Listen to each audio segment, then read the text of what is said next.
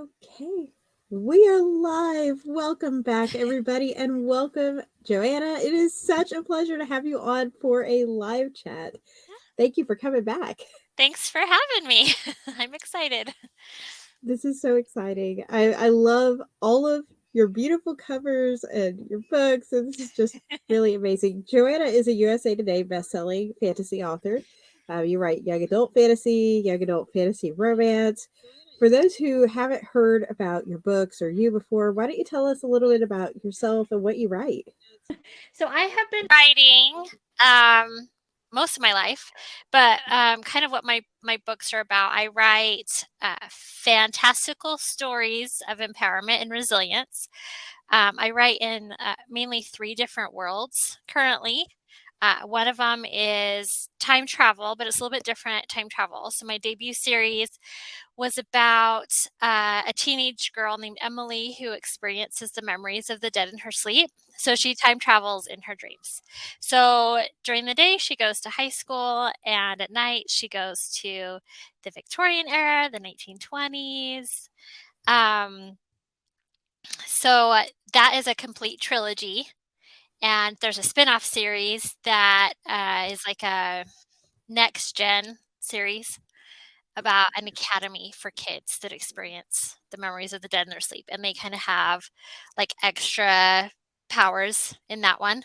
So, like the girl in the first book, she can remember every timeline that has changed, which kind of makes life a little bit tricky because it's kind of hard to keep straight what's Mm. real, what's not. So then the second world I have written in is Shifter Academy. There were 5 of us authors that wrote the Siren Prophecy series. That first book was on the USA Today bestseller list back in 2019. So that's where I got my USA Today title. And that one's kind of, it's like if you like Harry Potter, it's about a girl who doesn't know she's a mermaid, learns that she's a mermaid, and goes to an academy for shifters. And I have written 3 trilogies in that world. 2 of those trilogies were co-written. And then the third world I write in, and the one that I'm currently totally immersed in, is fairy. Mm. I have my Raven Court series that's portal fantasy about a girl who looks identical to the missing Fae Queen. So she's kidnapped and taken through the portal to fairy to pretend to be the queen until they can locate her. And then I have a kind of in tandem the story that I started on Kindle Vella. It's within the same world. It's a totally separate story. You don't need to have read the Raven Court to appreciate Courting Fae Thieves and Crowns. That was the one that I read a little bit in a live reading with you a couple months ago. But that one is it's like the selection meets Throne of Glass in fairy. So it's like the Bachelor type vibes about a half fae who she's a thief, and she's employed by the king to go undercover in the bachelor competition for the prince. So that's what In I order to win her write. father's freedom, it's almost like this Yes, yes. Beauty and the Beast meets the selection type Okay, yeah, setup yeah. in a way, because it's like I'll trade potentially everything to try to save my father from these Mhm. horrific people who I hate. Yep. And that's why she says yes, because she's promised her father's freedom. Yeah, yeah. I actually was going to ask you, family relationships are really important in a lot of your stories. It seems Yeah. like with her father. Is that something that you're carrying through from your real life experience with your own family? Um, yeah. Yeah. In fact, that's always kind of been a theme throughout my stories. I'm not the typical author that the young adults don't have their parents in their lives. Mhm, mhm. They often do. In her dream series, she has both of her parents, and they're both there to support her. Mm. And in the Raven Court, Arya, she lost her memories in a car accident, doesn't remember who she is, and she's in the foster care system, but she has amazing foster parents that want to adopt her. They're not deadbeat or abusive or anything. They love her. So, yeah, all of my books, I've had those very strong family connections. In Frost Boarding House, which is Shifter Academy, the main character, Camilla, has a very, very close relationship with her. He's not even her real adoptive brother, but he kind of Mm. grew up with her, and she sees him as an older brother figure. So, Hmm. Yeah, what I really loved is, you know, that these are romances, a lot of them, yep. but it doesn't start out with them looking for, like, pining after a romantic love, I guess. Nope. It's like this happens, it grows, and because of that, it's very natural. hmm Um, Compared to a lot of the very popular Fae tropes that are out, like I hate you, I love hmm you, and that's really, from the very beginning. I'm kidnapped away, and I hate you, and I'm going to learn to love you. Um, has it been difficult for you breaking into like that newer side of the romantic genre with Fae stories? Yeah, yeah, a little bit because Arya is kidnapped by a Fae captain named Tien, and she hates him for it because she's a teenager and he kidnapped her. And so I tried to write the enemies to lovers there, but Hmm. I think he kind of has a soft spot for her right from the beginning.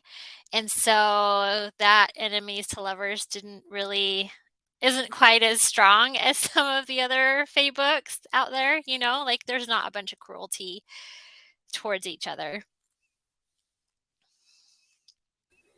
Oh, so I what I love too about the love interest in your books is they start out really, if they are enemies, I guess I feel like it's almost enemies to friends to lovers and not Yeah. like insta love. But what inspired you to write this genre? Were you reading this genre and then it turned into like writing it? Um, it it kind of happened as an experiment. I have an amazing group of author friends, and we were all kind of studying how to like write to market. And we all Mm-hmm. kind of decided to study Fae just because that was kind of getting popular. And what's really interesting is that, we all were studying at the same time, like tropes and covers and all of that. But all of our stories are so different. What we came out with that. So I had never intended to write Fae. But it happened and I ended up loving it, so And it here you all worked are, out, all these yes. books later. Yep. Oh goodness. What was your experience like doing the group projects? I know that's something that a lot of indie authors at the beginning of this year, when we were doing our live panels, they were talking about, how to find those group projects and what to expect if they did them. What was your experience like? And do you have any advice you would give to, newer authors Yeah, considering it?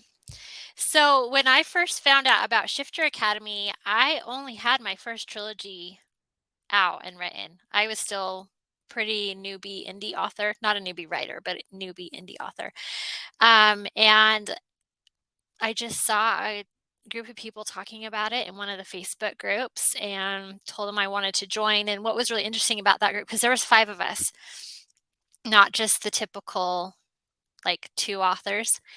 And in some ways, I think it worked really well. We had someone write an outline for us, and we each took a different point of view character, which I also feel like helps that we were all writing someone different. And we would just go through the outline and what we had for our chapters. And what was really great about it is that when you'd write a chapter, you'd have 4 other people that could look over it and read over it and edit it to make sure that everything was like continuity was working well, and that, the grammar was working well. Like it was great having so many eyes on it. And it also gave each of those point of view characters like an even more distinctive voice because it was coming from 5 different authors. So it was really fun writing that series, and I learned a lot. I learned a lot writing and marketing just by being connected with those other authors.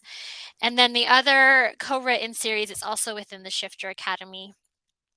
I co-wrote that with Jessie Booth. It was the Reclaim trilogy, and there were two characters that were in so many of the Shifter Academy books, and we just wanted them to give them their own story and their own happy ending. And he was one Mm-hmm. of my earliest critique partners, and so we just work really well together, and we create our outline by ourselves. And we kind of did the same thing where he would write a chapter and then I'd read over it and then I'd write a chapter. But what was also great is we could play to our strengths. He is excellent at writing action scenes, and I'm pretty good at writing the romance. And so whenever we would get to those, um, he would kind of tackle the action scenes, or at least direct me to help me do it, and vice versa. So So, y'all would like trade off. yep. That's awesome. So yeah, I think my experience with the box set is very similar. I was in some Facebook groups. I saw someone post, that this was something that they had done with a similar publisher and that it was a good experience. And I was like, okay, well, we're going to do this. But it was so much more work than putting out something so low, to be sure. Um, but yeah, so young adult versus new adult versus adult, how do you sort of define that line when it comes to romance and fantasy? Well, I've mostly written young adult, but my courting Faith Thieves and Crowns is more, say, new adult or adult. But I feel like it's just like the nature of the relationships. My young adult characters were mainly just, getting together as like boyfriend, girlfriend, or whatever. Whereas in Courting Faith Thieves and Crowns, this is like a marriage that's coming. Um, and in Frost Boarding House, it was there too, but it takes place in the late 1800s. And so it was a little bit more acceptable for like a 17-year-old to be considering getting married. So, Mm-hmm. Mm-hmm. Yeah, I've noticed a lot this year on the editing side of people making the age just unspoken. And so you have an idea because they're like, we want to have the steam in there, but it's also difficult to have the steam in there if you're going to be international, especially where countries don't allow steam in young adults. So it's like just fine lines. But I think you did a great job with it, honestly. And if you're watching and you're curious, Joanna did a live read, an mhm. excerpt from one of her books, and you can check that out in the Indie Author Live Reads playlist here on the channel. But you can also go grab freebies from Joanna's newsletter at the link in my description box and try out some of her writing for free before you check out all the amazing books. Because Joanna's one of those authors that's got so many great books. Yeah, I have a few. So do you write as you're getting ready to release, or did you already have these like written and then you decided to release them? um, I it's just kind of depended on the book.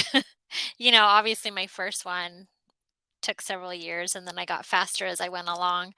My most recent release, Courting Faith Thieves and Crowns, that one has been releasing on Kindle Vella since its launch in July of 2021.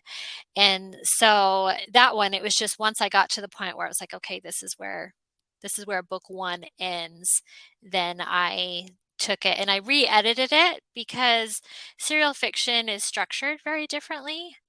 And so I needed it to translate to the novel form. And so there are some extra scenes that I wrote and put in the book, and things I had to rearrange. But generally, I write the book and then release it within a few months.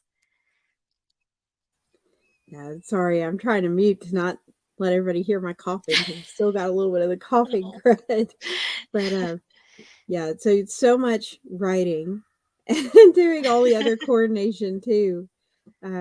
What brought you to the indie path, sort of on that note? Because both sides, traditional or indie, are a lot of work. hmm Did you do a lot of research before? Did you just sort of fall into indie authorship? I did a lot of research before. I have so my very first novel It's not published. It's not good yet. I wrote it and I edited it probably 20 times and it's still not published. And that book I queried with traditional authors for a while and got lots of rejections, which I understand. It's not good. Like, it makes sense that none of them picked it up.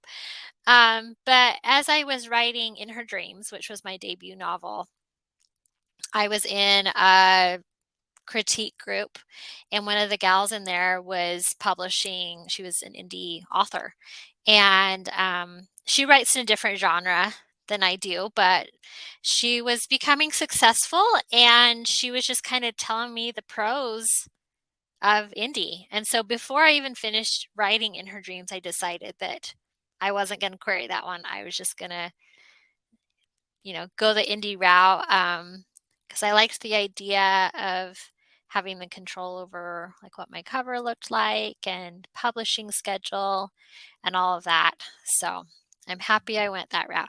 And that book, it was a finalist for an award. So I promise it's good. Right, and it is good. And really, I think it's interesting that you did the research on writing to market, Mhm.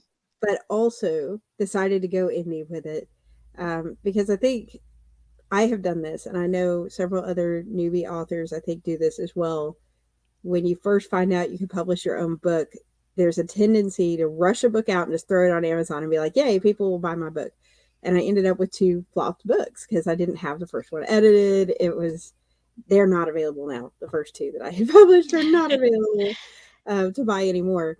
But I think it's really interesting that you went in with the research and show sort of here's the potential you can have if you do this the right way Mhm. from the start. Yeah. So how does your family feel about, your writing? Have they read any of your work? Do they know what you write? My mom has read everything. My dad has read a lot of my books. My husband doesn't really read, and that's okay. I think he's read one of my books. But my family is super supportive, especially my husband. He is super supportive.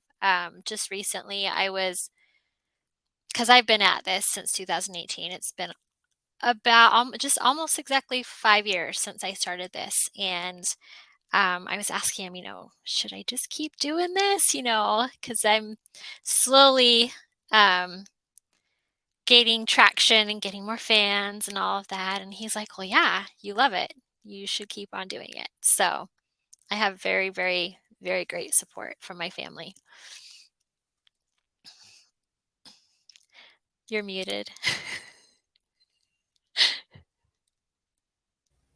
I was saying, oh, that's awesome, and hubby points for your Yes. It's okay. He doesn't read them. That's fine.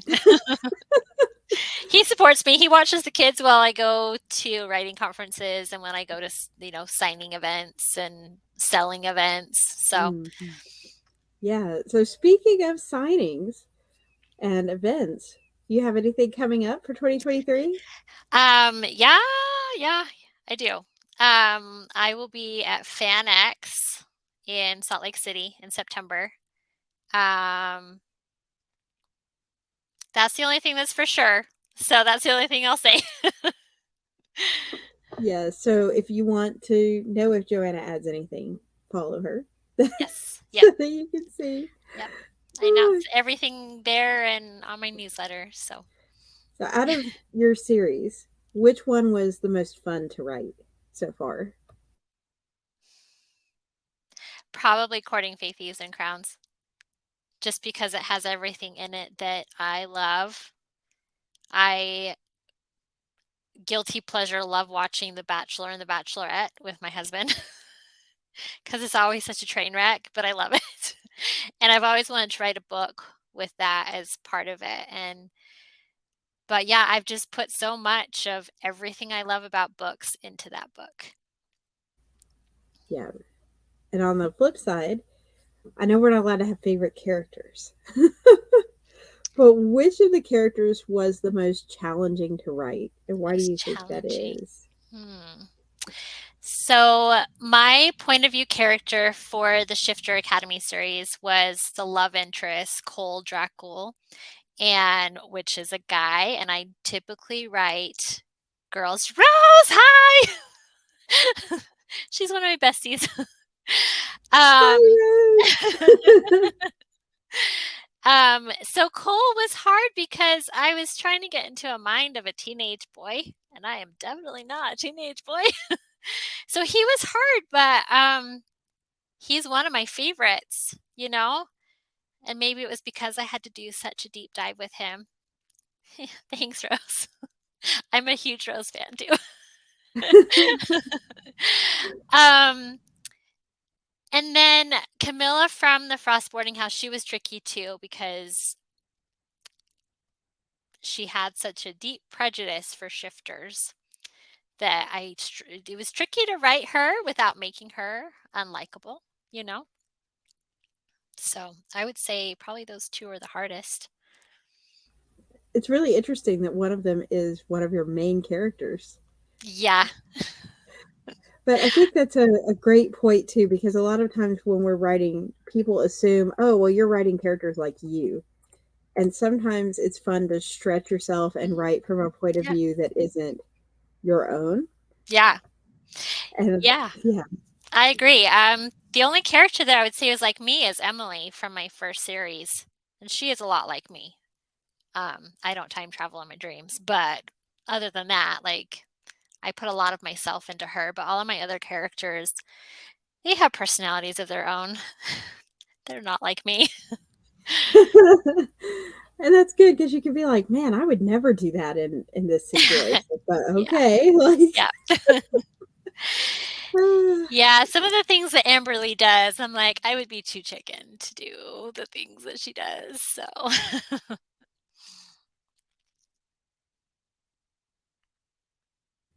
sorry, I was pulling up Rose's link too for the people who are watching. Rose Garcia is also a YA, well, not YA, I mhm. don't think, but Yeah, fantasy she does. She writes YA YA also. Yep. fantasy Mhm. author Yep. with some great Fae books. So gotta plug our indie Plug fam here. plug Rose. Love you, Rose. Yes, thank you for hopping on, Rose. USA Today bestsellers unite today on Yeah. this chat. So the Kindle Vella, do you plan on it fitting into one of the series you already have going, or will it be an entirely new series? Well, I'm still Courting Faith Thieves and Crowns is still on there. Um, so the book ends at episode like 45, and there are I think 78 or 79 episodes on there. So for those who have read the book and want to find out what happens next, they can hop right onto Kindle Vella and keep reading, and a lot of people have, which is great. So for right now, I am in the middle of finishing Ravencourt series, book 4, the fourth and final book, and continuing to write the Courting Faith Thieves and Crowns. I may put more books on Kindle Vella after that, but I don't want to stretch myself too much. It's been over a Yeah. year since the last Ravencourt book came out, so it's anticipated by a few readers to finish that series. So, That, readers, we always want books faster than we can get them. Luna asks, and we'll make this sort of the last question because I know it's the middle of the afternoon, but do you have any advice for others trying to write shifter books? I think the best advice is read a ton of shifter books and see what kinds of things people put into shifter books, what kinds of things readers like in shifter books. Mhm. Great, That's great probably the advice. best thing to do. I think that's good advice just in general before you get into writing something, especially fantasy. If you're looking for market research too, is go find what are people reading and read Mhm. it because the market changes. You don't have to Yep. write to market, but just it No. helps. Yeah, it's good to know what's out there. Absolutely. Well, thank you so, so much for hopping on today, Joanna. I'm sorry for the technical Oh, difficulties at the beginning, it's my but bad. it was such a pleasure to have you on and just talk about you and your books. Everybody, if you're watching, you can grab Joanna's books at the link in the description box or sign up for her newsletter for a freebie. But I hope you have a great rest of your day. Thank you so much for having me. It was fun. Take care. Bye.